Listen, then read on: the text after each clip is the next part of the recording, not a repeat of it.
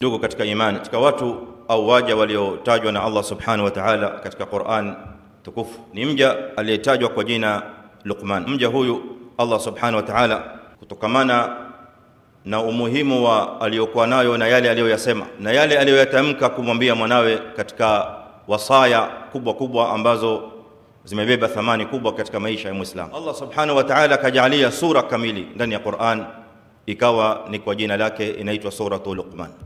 Hakuna mengi yanayojulikana katika sera na katika vitabu vya sera na maneno ya wanazuoni kuhusiana na mja huyu, isipokuwa ni nukta chache ambazo zinaweza kumuongezea faida na ilmu Muislamu kumjua mja huyu mwema zaidi. Lakini la muhimu zaidi ni kuyajua yale ambayo mja huyu aliyatamka na kuyasema kumwambia mwanawe kama ilivyotajwa ndani ya Qur'an.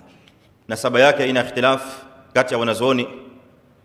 Wengine wakasema jina lake ni Luqman bin Ad, na hii ndio kauli ambayo wanazuoni wengi wa tarajim wamesimama nayo. Wengine katika wanazuoni wa siyar na tarajim kama al-Imam Suhaili akasema jina lake anaitwa Luqman bin Anqa bin Sadun, na hii ndio kauli ambayo amenukulu Ibn Kathir rahimahullah ta'ala katika tafsir. Kwa hiyo anaitwa Luqman bin Ad au anaitwa Luqman bin Anqa bin Sadun. Je, alikuwa ni mtume nabii au alikuwa ni mja? Khilaf kadhalika kati ya wanazuoni, na kauli iliyo mashuhuri zaidi, iliyo na nguvu zaidi kati ya wanazuoni ni kwamba alikuwa ni mja mwema. Katika maneno na kauli ya Ibn Abbas radhiyallahu anhuma, kana Luqman abdan habashiyan najjaran. Luqman alikuwa ni mja mtumwa, asili yake alikuwa ni mtumwa. Habashiyan alikuwa asili yake kutoka Habasha. Najjaran ilikuwa kazi yake ya useremala. Ma sababu ishtiharihi bilhikma, ni sababu gani iliyomfanya Luqman akawa anajulikana, kila inapotajwa Luqman anajulikana kwa hikma kubwa aliyokuwa nayo, mpaka Allah azza wa jalla akanukulu hikma ile aliyomwambia mwanawe ndani ya Qur'an, na akajalia ndani ya Qur'ani sura min suwari al-Qur'an tahmilu isma. Sura katika Qur'ani inabeba jina lake Luqman rahmatullahi ta'ala alayhi rahmatan wasi'a. Sababu ni kama alivyonukulu Ibn Jarir kwa sanadi yake, asema kana Luqman abdan aswad. Luqman alikuwa ni mja mtumwa asili yake, tena mwenye rangi nyeusi. Fajalasa yawman yuhadithu nas, siku moja akawa amekaa anawatolea watu hadithi, anawatolea watu mauidha. Hikma aliyokuwa nayo Luqman ilikuwa sio hikma aliyomwambia mwanawe peke yake, bali ilikuwa ni hikma ambayo kila inapotokea nafasi alikuwa akieneza kwa watu. Alikuwa akizungumza na watu kwa maneno ya hikma, akiwatolea watu mauidha, akiwapa watu maneno ya hikma kama alivyomfunza Allah subhanahu jalla wa ala. Mimma ataahu Allah azza wa jalla min alhikma, fa ataahu rajulun wa huwa yuhadithu an-nas. Siku moja bwana mmoja akamjia akiwa amekaa katika mkao anawahadithia watu. Baada ya kumaliza maneno yake, yule bwana akamjia Luqman akamuuliza kumwambia, alasta alladhi kunta tar'a ma'i alghanam fi makani kadha wa kadha, si wewe ambaye tulikuwa pamoja wakati wa nyuma tukichunga pamoja wanyama, mbuzi na ng'ombe na wengineo, sehemu fulani na sehemu fulani, si wewe? Luqman akasema naam, ndiye mimi. Huyo bwana akamuuliza Luqman, fama alladhi balagha bika ma ara, sasa ni kitu gani ambacho kimekufanya wewe Luqman ukafika hapa ulipofikia? Maana mimi sioni kwamba wewe una muahalat, wewe umebeba qualification kubwa ambazo zitakuwezesha wewe leo kwamba unaweza kukaa kwa hadithi ya watu. Kazi yetu mimi na wewe tulikuwa tunachunga wanyama. Kitu gani kimekufikisha hapa ulipofika ewe Luqman? Luqman akamjibu kumwambia, sidqu alhadith was-samtu amma la ya'nini, mimi nimefika hapa nilipofikia kwa sababu ya mambo mawili. Sidqul hadith, kwa sababu kinwa changu na mdomo wangu ulikuwa saa zote unasema ukweli, si mtu wa kusema urongo wakati wowote na katika hali yoyote. Ninachokitamka katika ulimi ni ukweli na ni jambo la ukweli. Na la pili, wasamtu amma la ya'nini, na ni kwa sababu ya kwamba mimi kawaida yangu hunyamaza juu ya jambo ambalo halinihusu, jambo ambalo si langu, halina uhusiano nami, wala mimi sina uhusiano nalo, basi siwezi mimi kujiingiza katika jambo ambalo mimi halinihusu. Kama alivyosema Mtume sallallahu alaihi wasallam, min husni islamil mar'i tarkuhu ma la ya'nihi. Haya mawili ndiyo yaliyomfikisha Luqman kufika ile daraja aliyofikia, na hii ndiyo iliyompelekea katika qualification ya Luqman, kwamba Allah azza wa jalla akampa daraja, akampa manzila. Leo akitajwa Luqman katika ndimi za watu, katika kalamu za wanazuoni, wanamwandika Luqmanul Hakim, Luqman aliyekuwa na hikma nyingi na hikma na busara iliyokuwa ya juu, mpaka nasaba yake ikawa wanazuoni hawaishughulikii kuliko namna walivyokuwa wakishughulikia ile manzila na daraja aliyofikia, ambayo ni daraja ya hikma aliyopewa na Allah subhanahu wa ta'ala. Lakini ilikuja kwa sababu, haikuja hivi hivi. Kama ambavyo ilmu mtu huitafuta, akaipigia magoti, akaiendea mbio, akapata tabu, ndipo aipate ile ilmu. Kadhalika alhikma haiji hivi hivi, inakuwa na asbab nyuma yake, kama hivi alivyobainisha Luqman katika maneno haya tuliyosema. Ikhwatal iman, la msingi ambalo tunatakiwa sisi Waislamu tunaosoma Qur'an, tuna sura ambayo tutaifikia kila tunapokwenda katika Qur'ani kuimaliza. Miongoni mwa sura za Alif Lam Mim, mojawapo ni Alif Lam Mim ya surati Luqman, ambayo Allah azza wa jalla ameweka ndani yake jumla ya wasia alizozungumza Luqman kumwambia mwanawe.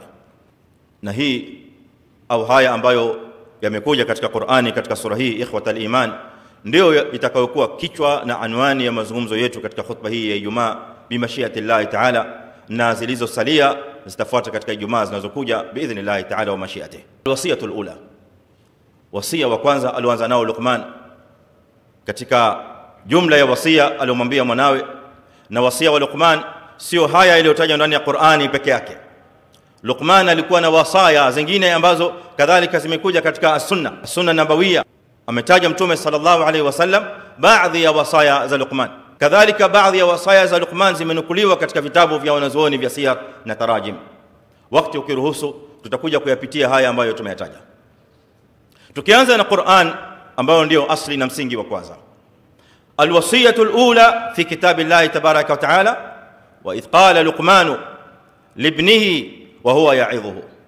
Kumbuka ile siku ambayo Luqman alipokuwa anamwambia mwanawe, wa huwa ya'idhuhu, hali ya kuwa Luqman wakati ule akizungumza na mwanawe alikuwa yompa mawaidha. Kabla tujasongea mbele, hapa tayari tumesimama na funzo kubwa sana, tumesimama na somo kubwa sana ambalo linahusu somo la tarbia, linawahusu wazazi wote kwa jumla. Kila ambaye ni mzazi anaingia katika somo hili, na kila ambaye hajakuwa mzazi anaingia somo hili bi'tibari ma sayakun, kwa kuzingatia ya kwamba na yeye pia siku moja huko mbeleni atakuwa mzazi insha Allah taala.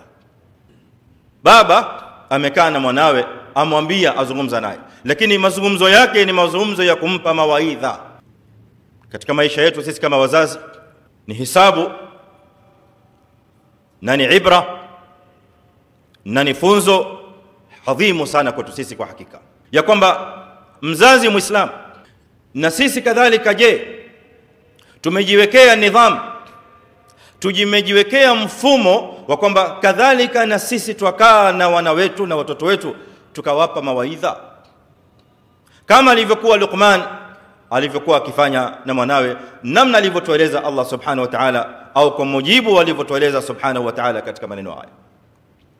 Hakuwa tu azungumza naye, haikutosha Allah azza wa jalla kutuambia wa idh qala Luqman libnihi, akaingia katika maneno aliyotuambia, la, wa huwa ya'idhuhu fi jumlatun fi mahalli nasbin hali ya kuwa yuampa mawaidha, kwa maana ya kwamba ndio kawaida ya mzazi kama baba au mama, mara kwa mara utafute wakati, iwe ni katika nidhamu, iwe ni katika ada ya wazazi, kwamba tunakaa na wana wetu kuwapa mawaidha. Mawaidha ni nini? Mawaidha ni maneno mazuri ambayo yanamfunga mtu moyo, yanambeba mtu, akili yake ikawa inaingia katika akili na maneno ya yule anayezungumza. Taratan, wakati mwingine kwa kutumia muraghibat, kutumia mambo mazuri yanayopelekea katika rahma ya Allah azza wa jalla na jannatihi wa ridwani. Wa taratan, na wakati mwingine kwa kutumia mambo ya tarhib, mambo ya kutisha, vitisho vya Allah subhanahu wa ta'ala na mtume wake alivyotaja kutoka kwa Mola wake subhanahu wa ta'ala, kama ilivyo katika Qur'ani na Sunna.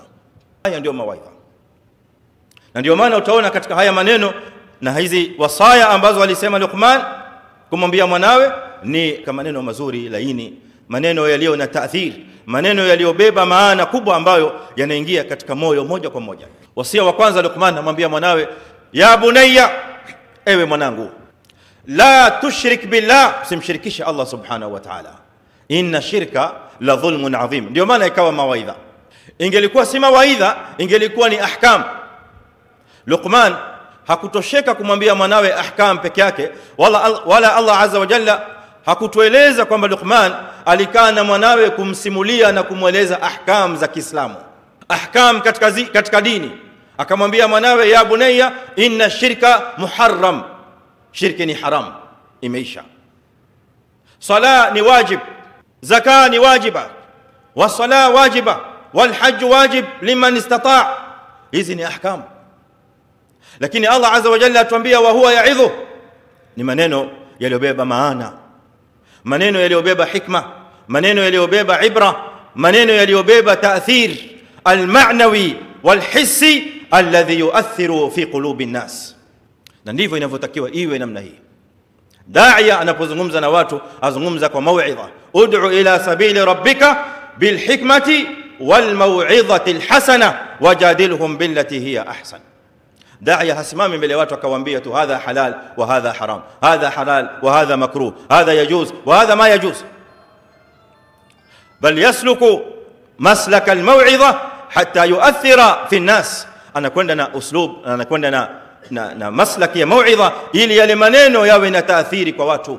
Kwa hiyo wasia wa kwanza, ya bunayya la tushrik billah, mwanangu usimshirikishe Allah azza wa jalla kwa kitu chochote, inna shirka la dhulmun adhim.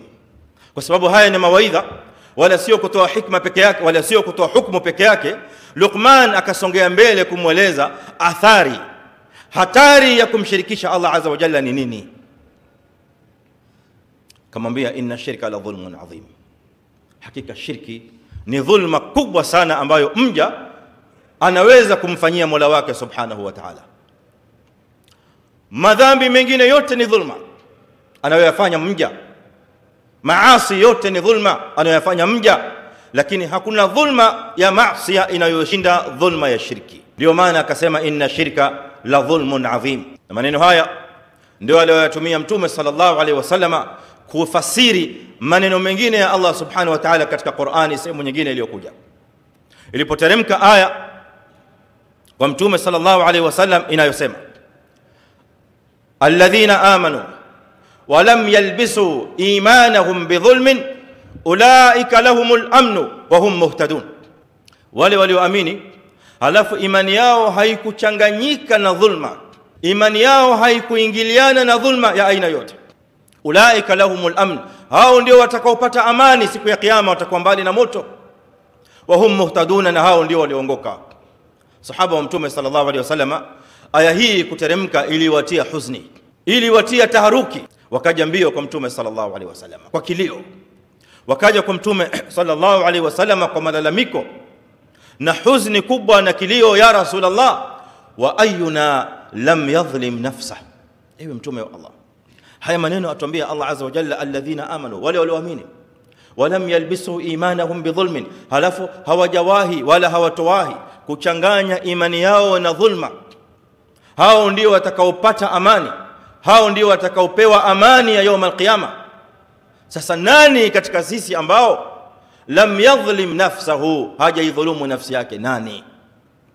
Sahaba wanasema maneno haya wa Mtume sallallahu alaihi wasallam. Mtume alayhi salatu wasalam aliposikia maneno haya, alipoiona taharuki hii ya masahaba na huzuni hii ya sahabatu Rasulillah, akawauliza, alam tasma'u qawla Luqman, qawla al-abd salih, kwani hamjawahi kusikia yale maneno aliyoyasema yule mja mwema Luqman alipomwambia mwanawe, ya bunayya la tushrik billah inna shirka la dhulmun adhim. Shirki kubwa, dhulma kubwa ambayo mja aweza kumfanyia Mola wake subhanahu wa ta'ala ni dhulma ya shirk, kama alivyoibainisha Luqman katika maneno haya matukufu ya Allah subhanahu. Ikhwatal iman, ya bunayya la tushrik billah inna shirka la dhulmun adhim.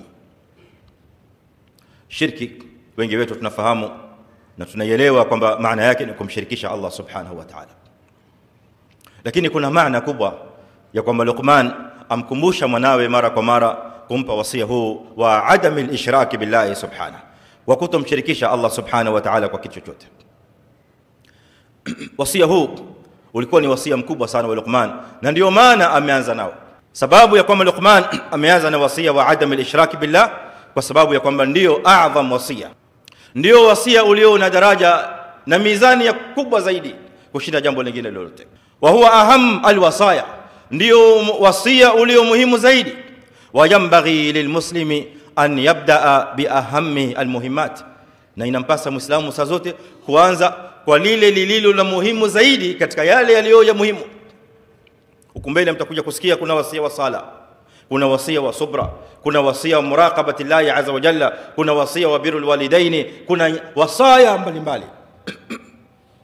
Lakini wasia wa tauhid na kutomshirikisha Allah azza wa jalla hiya ahamu hadhihi alwasaya, na ndio kichwa cha hii anwani yote ya wasaya. Ndio sababu ya Luqman kufungua jumla ya wasia wake kumwambia mwanawe na wasia wa tauhid wa adami ashirki billahi azza wa jalla. Leo katika maisha yetu sisi waislamu, mara nyingi tukisikia kalima ya adami shirki billahi azza wa jalla, la tushrik billah, au kalimati tauhid, au tunapoitwa katika tauhid, mara nyingi waislamu tunakuwa na dhana, tunakuwa na fikra ya kwamba alhamdulillah sisi tupo katika tauhidi, ya kwamba alhamdulillah sisi hatumshirikishi Allah subhanahu wa ta'ala. Lakini tufahamu ya kwamba shirki, ayuha alikhwa, inakuja katika sura tofauti tofauti, inakuja katika namna tofauti tofauti, inakuja katika daraja tofauti tofauti. Kuna shirkun akbar, shirki kubwa, kuna shirkun asghar, kuna shirki ndogo. Muislamu aweza kusalimika na shirkun akbar, lakini asielewe wala asitambue kwamba yuaishi na shirkun asghar, shirki ndogo yuaishi nayo, amka nayo asubuhi wala nayo jioni. Kuna shirkun amali, fi'li, kuna shirki ya vitendo, na kuna shirkun qawli, na kuna shirki ya maneno. Mja muislamu aweza kusalimika na shirki ya vitendo, aweza kusalimika nayo, lakini kuna shirki ya maneno ambayo ayatamka pasina kuelewa na kutambua, pengine ni maneno ambayo ayasema kila siku. Ndio maana kuna umuhimu wa kwamba saa zote muislamu awe anajifanyia muhasaba, anajifanyia review ya maisha yake. Je, mimi kuna mlango wowote wa shirki ambao nimeingia ndani yake kwa kujua au kutojua, kughafilika au kusahau? Inna shirka la dhulmun adhim. Katika sura shirk, ibadatu ghairi Allah au ibadatu Allah azza wa jalla wa ibadatu ghairihi ma'a, kumwabudu asiyekuwa Allah azza wa jalla moja kwa moja, au kumwabudu Allah azza wa jalla na kuabudu kitu kingine pamoja na Allah subhanahu jalla jalaluhu. Hii ni shirki kubwa mbele Allah azza wa jalla, na hii ndio dhulma kubwa mbele Allah subhanahu wa ta'ala. ويعبدون من دون الله ما لا يضرهم ولا ينفعهم ويقولون هؤلاء شفعاؤنا عند الله. watu wanaabudu ma la yadhurruhum, mambo na vitu ambavyo haviwadhuru chochote katika maisha haya ya dunia, wala yanfa'uhum, wala haviwafai wala haviwanufaishi kwa chochote katika maisha haya ya duniani. Lakini wanapoviabudu vile wanavyoviabudu, yakuluna, wanasema haulai, hawa au hivi vitu, shufa'auna inda Allah, ni vitu na mambo ambayo yatakwenda kutupa shafa'a mbele ya Allah subhanahu wa ta'ala. Kuna wanaoabudu maiti, kuna wanaoabudu mizimu na makaburi, kuna wanaoabudu mawe, kuna wanaoabudu viumbe, kuna wanaoabudu vitu jamadat, vitu ambavyo havielewi wala havisikii. Watu wanaabudu vitu sampuli mbalimbali, watu vitu tofauti tofauti. كل هذا شرك بالله عز وجل، شرك في عبادة الله تبارك وتعالى.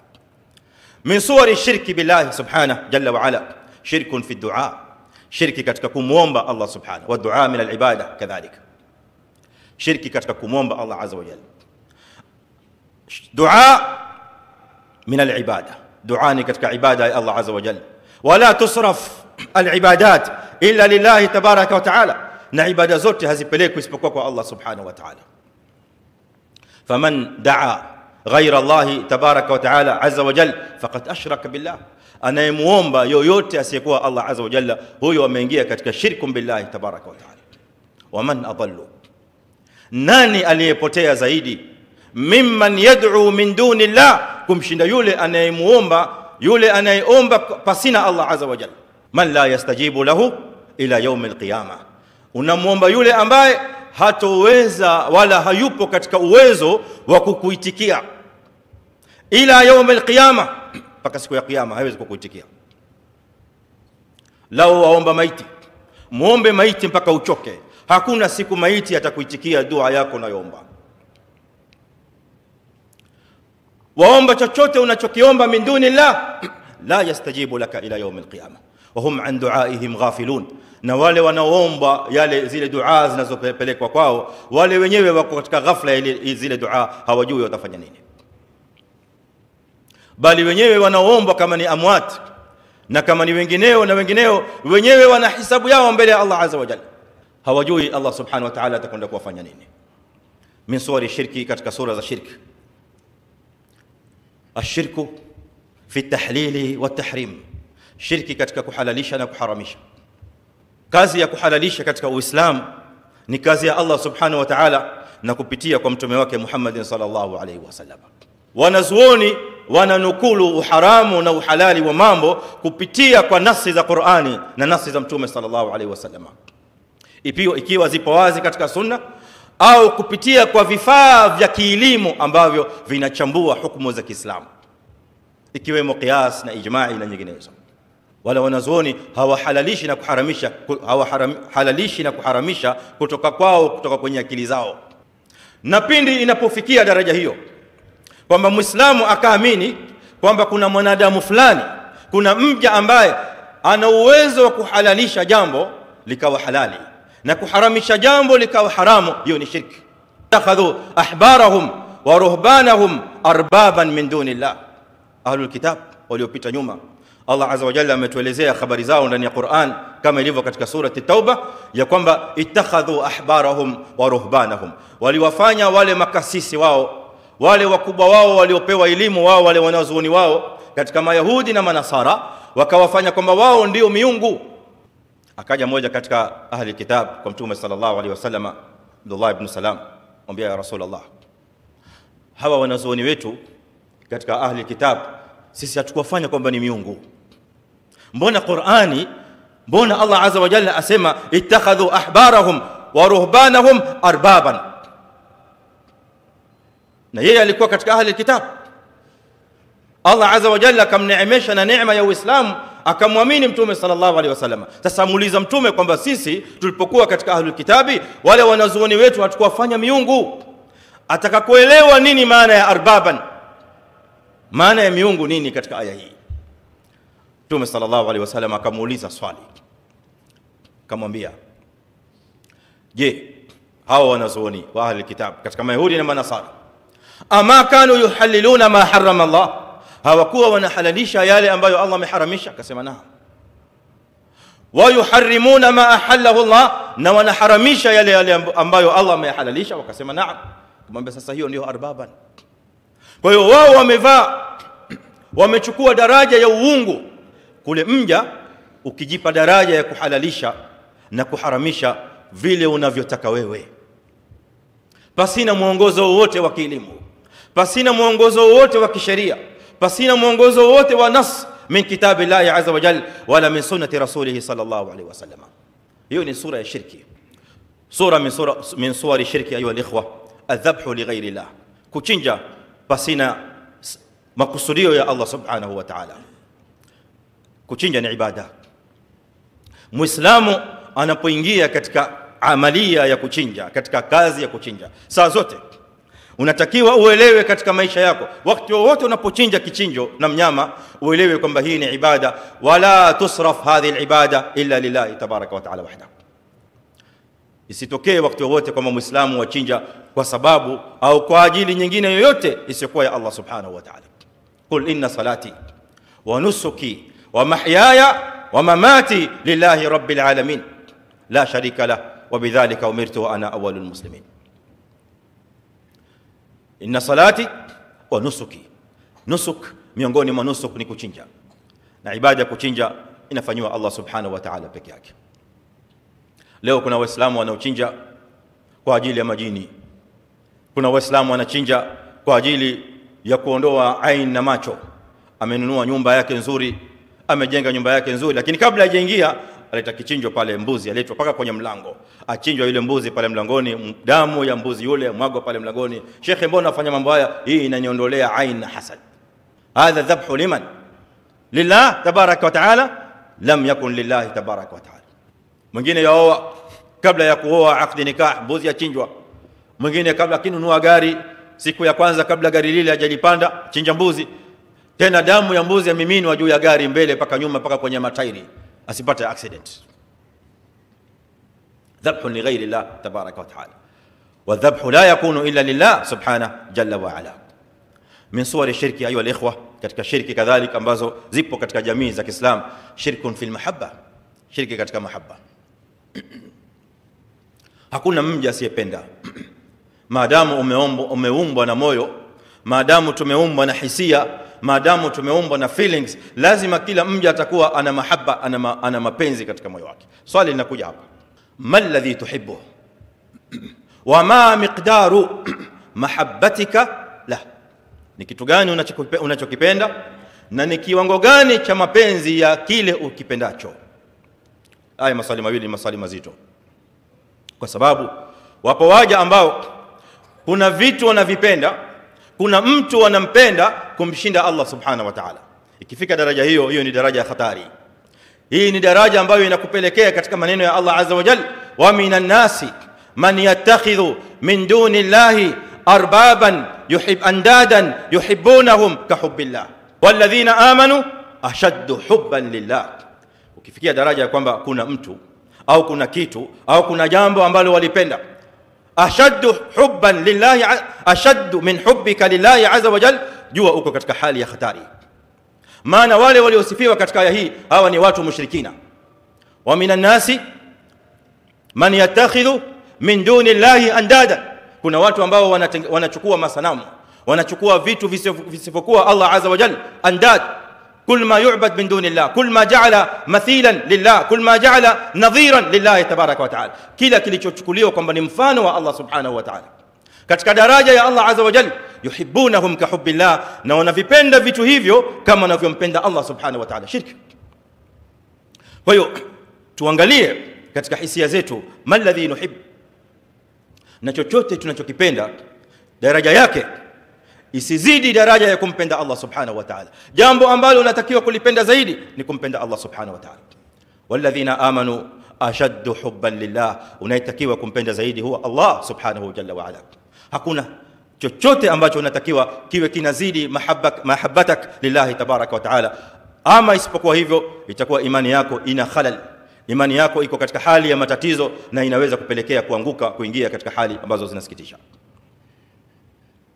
Ikhwata al-iman, sura min suwar shirki kumalizia nayo khutba ya leo ni sura ambayo kwa hakika imeenea kadhalika katika jamii, kwa hali ya kusikitisha mno, kwa hali ya kutia huzuni kubwa katika jamii za Kiislamu sehemu mbalimbali za dunia, sio kwetu peke yake huku, bali sehemu nyingi duniani.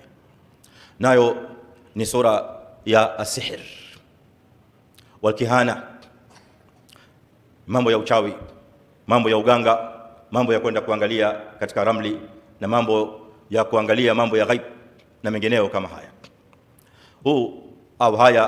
Hizi ni sura ambazo leo katika hali na jamii za Kiislamu imekuwa ni balaa kubwa. Inafikia hali ya kusikitisha sana ya kwamba kuna waislamu leo wanakufa wakiwa katika hali kama hizi.